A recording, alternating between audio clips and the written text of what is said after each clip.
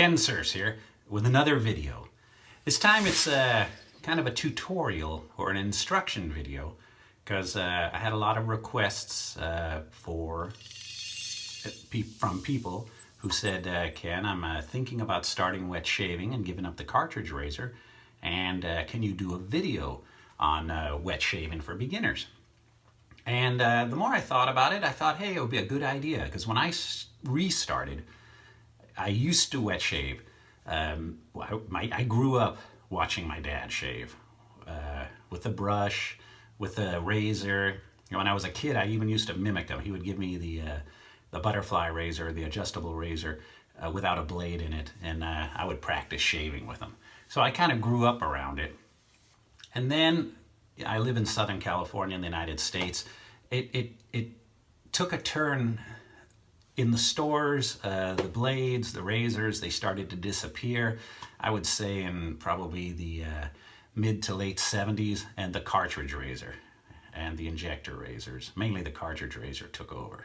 So if you're here today because you're thinking about wet shaving and you're used to using these, and you're sitting in the shower with you got your mirror hanging, you've got your shaving cream, and you've probably got some just aftershave, and you're starting to think, wow, I want to do a change, I want to make a change. And with me, the change came with the cost of these. I was getting frustrated paying $17 on sale for 4 or 5 blades for these cartridge razors. Now, I've got to admit, these cartridge razors give a good shave. But I like the traditional old style shaving. It's a lot more fun. I mean, I started finding myself going to these in a pinch, you know, and I wanted to make a change. And it became more of a hobby. As you can see by everything back here, it's a hobby, and it doesn't have to be an addicting hobby for you. You don't need 25 brushes and all that aftershave.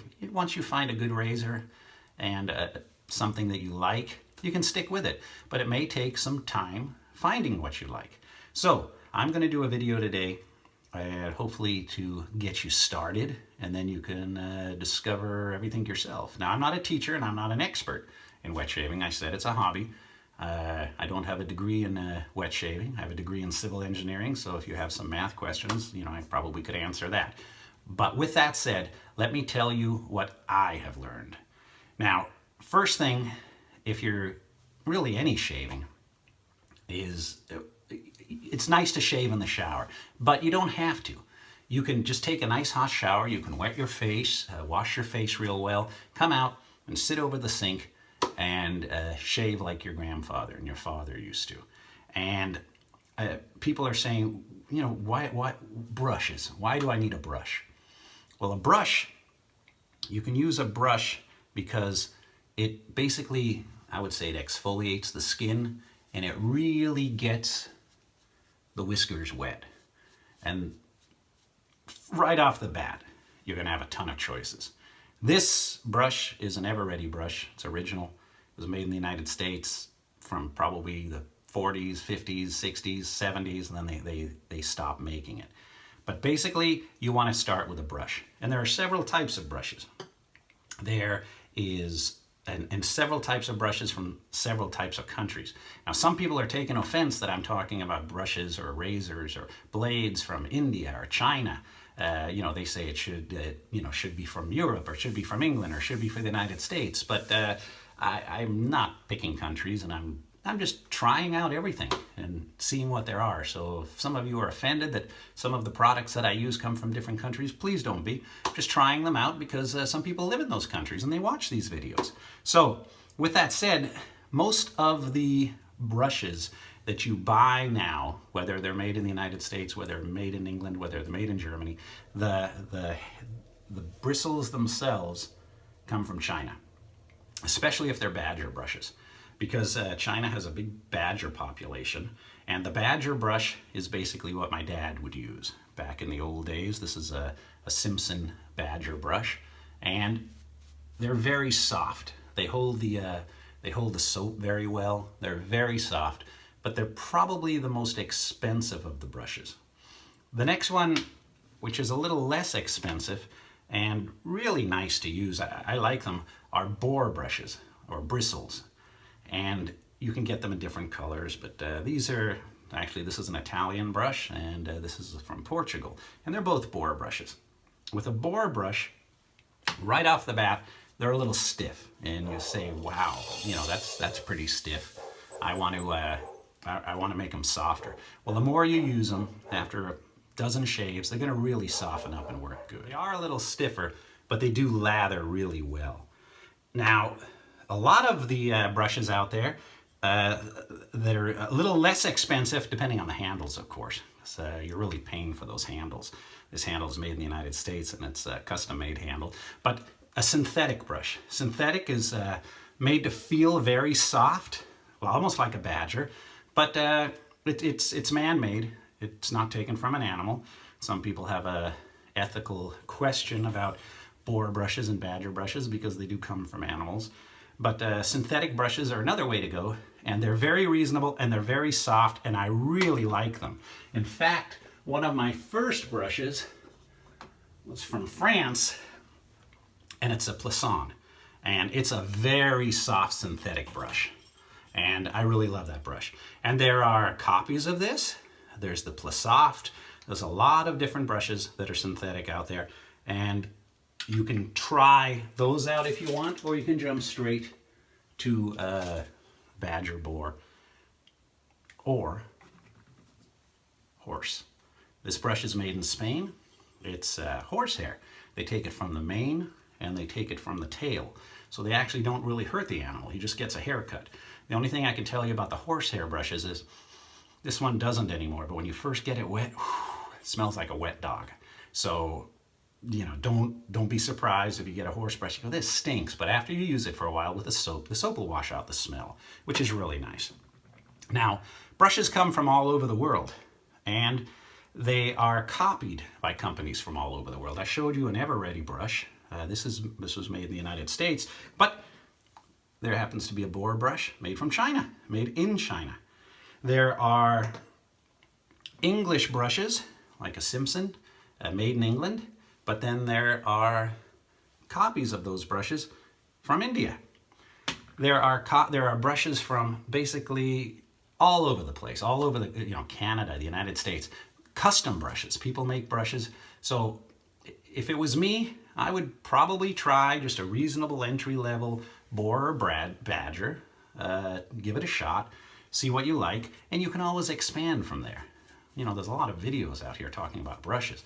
You can really get an idea of what you like. You can have a custom-made one with your favorite team on the handle. You can really do good with that. So that's brushes. So now we're going to look at soaps. Crazy with soaps. I mean, seems like everybody is making soaps. You can get them in a stick form. You can get them in a tube form, almost like a tube of toothpaste. Oops. Hold it upright. And you can get them in pucks, where they're just a hard puck. Let me see if I can extract this puck from a shave scuttle. You can get them in hard pucks. Or you can get them in the tubs. Now the phone's ringing. I better answer that. Shut them up. For the bulk of the shaves that I do, I use the tubs. And there's a bunch of different scents out there. There's a bunch of different types out there. And you can just go crazy with it. You can find in the stores some basic kits that you can get a shave bowl and a brush and a puck of soap, and you can start out trying with that. It's not that expensive. But if you want to try custom soaps, if you're really you love lemon lime or you love menthol, just type in menthol shave soap, and you're going to get some good reviews, especially on YouTube. You're going to see some good reviews of people who make these tubs. I mean, they're made all over the United States. They're made all over the world. And I've had the pleasure of trying soaps out from many different countries. And I've had a few swings and misses, but 90% of the time, they're just fantastic. And with the tubes, if you've got the liquid or the cream soap, you can actually put it right onto the brush, and you know, you wet your face, put it right on the brush, and you can face lather. Or you can get yourself a shave bowl. You know, they had the old shaving cups in the old days. I don't see my Old Spice, but they'll have the cup, and you can put the puck in, or you can put the cream in, and you can use a bowl to whip it up. And the bowls really whip soap up really well, I've got to admit. Very well that they do. Oh, there we go. All right, so before you shave, though, before you put on the soap and before you lather up, some people use pre-shave. I always do. And what the pre-shave does is it takes you like one step further to softening the whiskers and get the skin ready for that razor. And I use, you can get all different types of pre-shaves. You can get an oil. This is a pump oil. You can pump it on, you put it on, and you can get the creams. If you've watched my videos, you can see I really like Preshave, for example. Really nice pre-shave with the Preshave. You put the cream on, let it sit for a little while, then you go to work with a brush.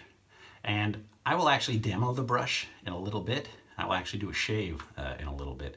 But before then, I'm just kind of going through the things that you know, you might be needing to buy. Now, when it comes to razors, there are a lot of people's opinions on this. You can start out with an entry-level razor. You can go into maybe your grocery store, your pharmacy, and you can find an entry-level razor.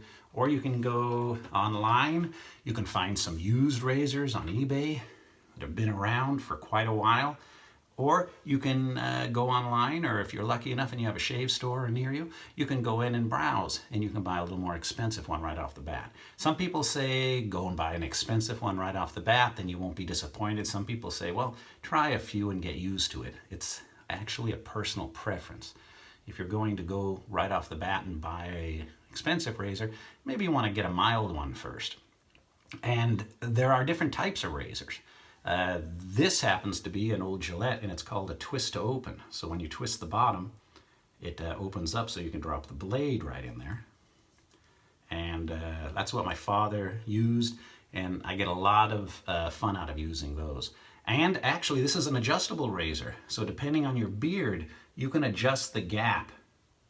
You can adjust the gap between the safety razor itself and the blade to make it more aggressive, or cut very thick beards. Or if you have a thin beard, maybe you want to tune it down a little bit. Then you have your two-piece razors, or three-piece razors. First of all, we'll look at a three-piece razor. And a three-piece razor is just a razor that comes apart into three pieces. You'll have your handle, you'll have the body, and you'll have the head. And you will put the blade on, put the head on, and then put the handle on. Now that's a three-piece razor. We have two-piece razors where it's basically two pieces. You twist the bottom, the head comes off. I've got a blade in that one. That is a two-piece razor. No difference, except there's just less parts, less trouble. Then we have, I mentioned the twist to open razors. There are slant head razors where the head itself, the blade comes down at a little bit of a slant, almost like you're going to be using a guillotine. This happens to be a two-piece slant, and this happens to be from Mercure. And the previous three were all from Mercure. The twist to open was, like I said, a vintage Gillette, though. Now, a razor, I'm not going to even try to explain how good they are or how bad they are, because there's a lot of videos out there, and I am a novice and I have not used them. And you can still wet shave with a throat, what do you call them? Throat cutter, or I just call them a straight razor. But if you watch the James Bond movies, and some of those movies, they use these. If you're watching Goldfinger, if you're a James Bond fan, as you can see I am, and you're watching Goldfinger, Sean Connery is shaving with an adjustable Gillette. The movie was released in late 1964, so it's probably a Gillette adjustable. And you can find these adjustable vintage twist open razors on eBay, on Amazon. You can get your birth year. You can, get all different types. But that's just a brief look at razors. Now, blades. From what I've learned, and people might correct me, the sharpest blade I've ever tried, and I believe is probably one of the sharpest blades, comes from Japan, and it's the feather blade. And if you've never shaved before, I don't know if I would try the feather blade right away. Some people are going to say, oh, no, try it right away. It's great, it's fantastic. But I'd prefer starting with a milder blade. Personas, you can get these off Amazon, you can get them off eBay. One of my favorite mild blades actually comes from India, and it's a Gillette Wilkinson sword. They have a factory over there, and this is a very mild blade. They're blades from Turkey, from Russia. I just stocked up on eBay. eBay and Amazon are great places to find bulk blades. Once you find the blade you like, and there's some sites you can go to, I think it's Try a Blade, where you can buy 1 or 2 blades. Find the ones you like, and then go buy the bulk. The blades I buy come in sleeves. You can buy them very inexpensive off eBay. I think this sleeve of 100 cost me like $10 shipped. So that's 100 blades for 10 bucks, 10 cents a blade, and that includes shipping. So if you can walk into a store and buy these, it's probably six bucks American. So they're very reasonably priced, and because they're so reasonably priced, I only use them once or twice and then I throw them away. Some people, they want to use them much more and get a lot more uses out of them, and you can. I've learned the hard way, don't throw your blades out into the plastic trash bags, because they might rip them and then you've got a floor full of trash. You can buy for like $1 from some of these shave stores online a blade bank. So when you're done with your used blade, you just, let me see here, if I can pick up this blade without cutting myself. You take your used blade, put it right into the blade bank, it's good to go. Then when you're done, it has a removable bottom. Once you fill that thing up, you can throw it into a jar or a can or a sealed item, or just throw it away. Buy one of those for $1, throw it away, you haven't lost anything. Some of those, if you're lucky enough, you might be able to, well, like I said, here in the US, you can walk into a store and you can buy one of the Van Der Hagen, this is a twist open, a Van Der Hagen razor. You can buy a 2-piece in Europe really easy to try out, but I'm not going to be able to guarantee that you're going to walk into a pharmacy in the US and to be able to find them as easy. And that's because still in the American market, the cartridge razor is king. They make a lot of money on these cartridge razors.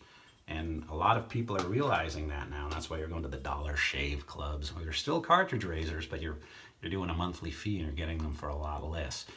With DE blades, double-edged blades, and safety razors, you're going to save a ton of money. All right, well, now we're going to try a shave, and I'm going to assume that you want to try one right away. You don't want to order one online. You don't want to wait. You want to give it a shot. So if you were to walk into a pharmacy, or a Rite Aid or a CVS in the United States, you may find the Van Der Hagen shave set. So with that, you're going to get a brush, a bowl, and a puck of soap. And then also next to it, you're going to find the Van Der Hagen twist-to-open razor. And that razor is made in China, I believe. So please don't get offended, but it is a twist-to-open. And I've got a blade in there already. It's Gillette Platinum Plus, but I'm going to take that out because it's been in there a while. And I'm going to try one of these Personas that my daughter got me because they're very mild. And I got that off Amazon, the 100 pack. They're very mild. And, I do a YouTube channel, so I try out all different types of blades. Some work, some don't. You don't have to do that for your own personal shaving, but it's a hobby and it's addicting. So I'm going to put the blade into the twist-to-open razor, and I'm going to twist it closed, and it's going to lock in. And one thing you want to make sure is your blade's kind of lined up evenly. If it's slanted a little bit, you might be able to loosen it, adjust it just slightly, because you want an even shave. All right, what I usually do is you can have a sink full of hot water, but in Southern California here, we were rationed with water for a while, but now, God no, we're flooding. We got a dam about to burst up north. But I could just keep a bowl of very hot water in the sink here to rinse my razor off and to rinse my brush off with. And then if you have a cup, an old coffee cup, this is the brush that came with that Van Der Hagen kit, and it's a boar brush. And this is gonna shed a little because I bought this kit because I was in Texas and forgot my travel kit, forgot all my stuff, and had to go buy some. And luckily I found the Van Der Hagen kit. So I know they're available in stores in the United States. And here's the little bowl they give you, and they give you this puck of soap, Van Der Hagen soap. So I'm assuming you want to try stuff and you haven't tried it before, you want to give it a shot. So I've been in the shower today, but I would have done this a lot sooner. But when you're fresh out of the shower, you should start shaving. But I wet my face a little. And it may be overkill. A lot of people don't use pre-shave. I do, because I don't like to cut my neck. I'm notorious for cutting my neck there. And if you cut yourself, this is the pre-shave oil. It just helps glide that razor. And you can get pre-shave oil,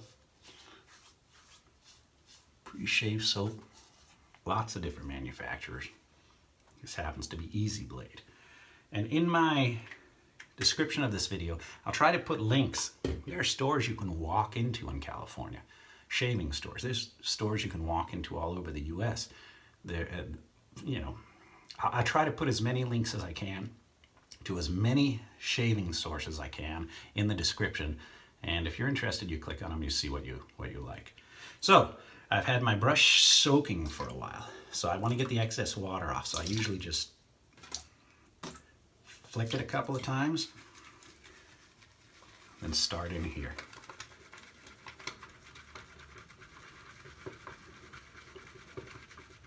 And what'll happen is you'll start to see a lather building. Slow but surely.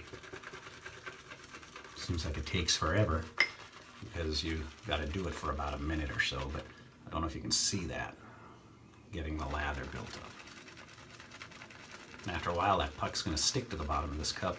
It's going to be much easier the next time around. So I've got some lather on that. What I like to do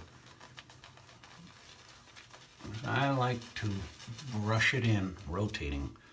But if you've got a badger brush, they say that's kind of bad because it can make the bristles fall out. This is a boar brush, but what I end up doing is painting the fence, they call it. Just go back and forward, get that lather on there, get that all painted up.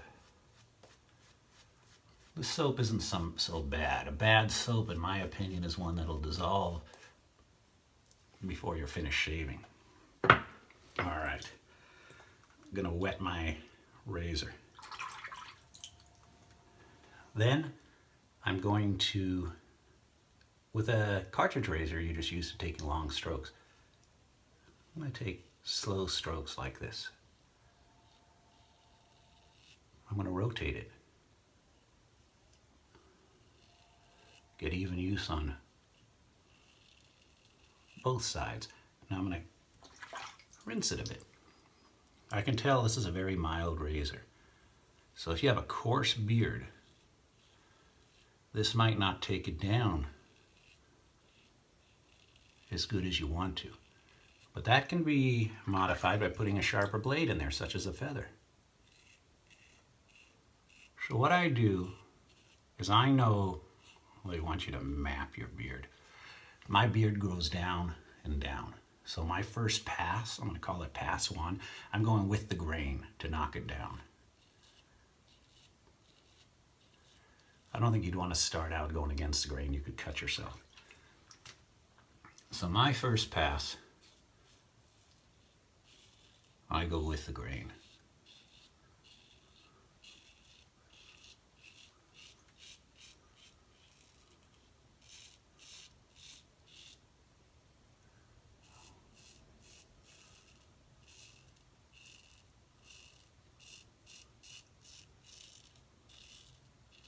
What's good about me recording these videos live, and I always say this, is that if I goof up, you get to see it live. I cut myself, you get to see it live. And that went okay. Boy, this video is going to be long.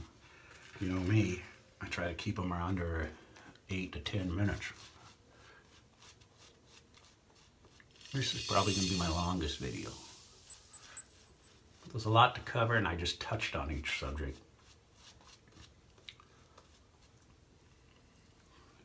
Now, my next pass is going to be across the grain on my face.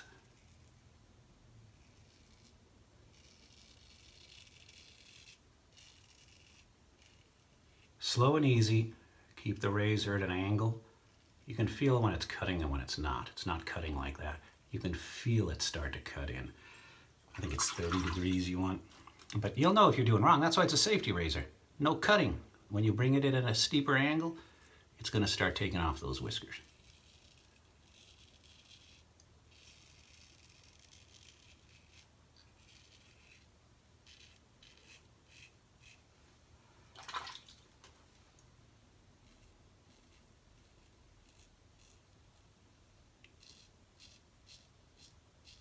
The less time you cut yourself, the more cocky you're going to get and the faster you're going to want to shave.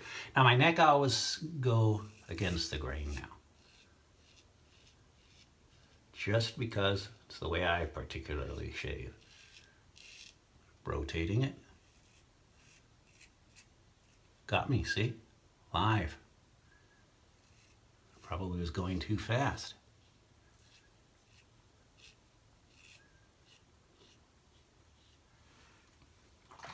Let me rinse off. Now I do 2 passes. Generally just because of time, but a lot of people do 3 passes. Which means the next one I would have went across the grain on the neck and up on the cheeks. But you're going to see the term BBS, baby bottom shave or baby butt shave. Baby butt smooth, baby bottom shave. Anyway, BBS, meaning soft as a baby's butt. And that's close. So if it's close for me, I don't want to risk cutting myself because I usually shave before work and I've got to wear maybe a shirt and tie and I don't want to have blood on it.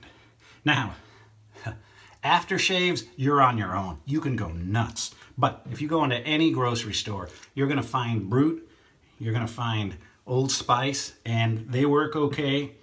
They might not last as long. I'm going to use some Brut today. But there are vendors all over the world who make aftershaves. And it's a personal preference. I like the alcohol-based aftershave because I can feel it burn. So I know I've exposed the pores or I've cut myself. And if you do cut yourself, you can get a styptic pen, or some people, I ran out, but some people use an alum block, and when you're done shaving, you wet the alum block, which is it kind of closes the pores, tightens them up. I just haven't used mine lately because it wore out and I haven't replaced it. But you can use an alum block, but basically I just do that. And you can see I did get a little bit of a cut. So live, you know, Van Der Hagen cut me, but I was going fast. So that's just kind of a basic tutorial for wet shaving. And there are other guys out there who've done great videos on beginning wet shaving. You can go to Nick Shave, Paul H. Films. There's just a ton of them. Kebby Shaves. There's a ton of them. And you'll, if you're learning wet shaving, you're going to discover all these guys' channels. And they're just excellent. There's just a lot of guys out there. I mean, dozens. And if I didn't name you, I apologize. There's dozens that I subscribe to and I watch. And they do fantastic videos. In fact, I was going to watch Paul H. Films. He just released his wet shavers, beginning wet shaving guide like 3 days ago. And I was going to watch it, but I thought if I watch it, I might copy some of his stuff. And I may have copied some of his stuff, but I haven't seen his yet. So I don't know if we're thinking alike or, but there are a bunch out there, bottom line. So make your departure from the plastic cartridge or the throwaway, and give it a shot. If you're asking me, some people might get mad, but you know, if you're asking me what's a good razor basically just to start with, I would maybe start with a Merkur 34. It's a very mild razor. It's made in Germany, so hopefully nobody has anything bad to say about Merkurs, but this is a Merkur 34G because it's gold, but the 34C, you know, you can get them from between 20 to 30 bucks. And that's like if you're going to a high end immediately. And then visit all of these guys who have custom razors in the United States and all over the world. Edwin Yeager, all of these guys in England and all over the world. And it's a matter of preference. It's what you like. But if I didn't preview all of them, I wouldn't know, and I wouldn't be able to put up a video to give you an idea of what's out there. All right, well, I hope you like that. If I forget some links to some cool shave sites, tell me and I'll try to include them. I'll cut and paste and I'll put them in the description. So check in the description. See, that stopped. But now, I've got a good shave for the rest of the day, and my rest of the day consists of going to the dentist. Not looking forward to that. All right. So until next time, this is Kensurfs saying, have a great night.